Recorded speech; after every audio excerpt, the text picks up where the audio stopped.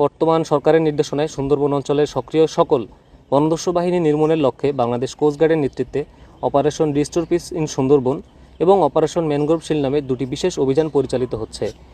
এই অভিযানের ধারাবাহিকতায় অপারেশন ম্যানগ্রোভ শিল্ডের আওতায় অভিযান পরিচালনা করে সুন্দরবনের কুখ্যাত ডাকাত জনাব বাহিনীর 3 জন সক্রিয় সদস্যকে অস্ত্র ও গোলাবারুদ সহ আটক করা হয়। গোপন তথ্যের ভিত্তিতে জানা যায়, সুন্দরবনের কুখ্যাত ডাকাত জনাব বাহিনীর সদস্যরা সাতক্ষীরার শ্যামনগর থানাধীন কালিঞ্চি সুইচগেট সংলগ্ন এলাকায় অবস্থান করছে।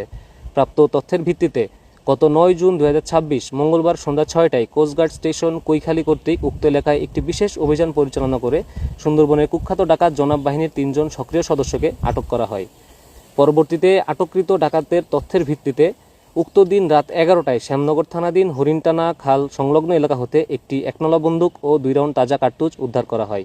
আটককৃত ডাকাত আজিবর গাজী, রবিউল গাজী এবং ফারুক হোসেন সকলেই সাতক্ষীরা জেলার শ্যামনগর থানার বাসিন্দা। তারা দীর্ঘদিন যাবৎ জনাব বাহিনীর সক্রিয় সদস্য হিসেবে সুন্দরবনে বিভিন্ন এলাকায় ডাকাতি সহ জেলে বাউলিদের জিম্মি করে মুক্তিপণ আদায় সহ নানাবিধ অপরাধমূলক কার্যক্রম পরিচালনা করে আসছিল। উদ্ধারকৃত অস্ত্র, গোলাবারুদ ও আটককৃত ডাকাতদের পরবর্তী আইনানুগ ব্যবস্থা গ্রহণের কার্যক্রম প্রক্রিয়াধীন রয়েছে।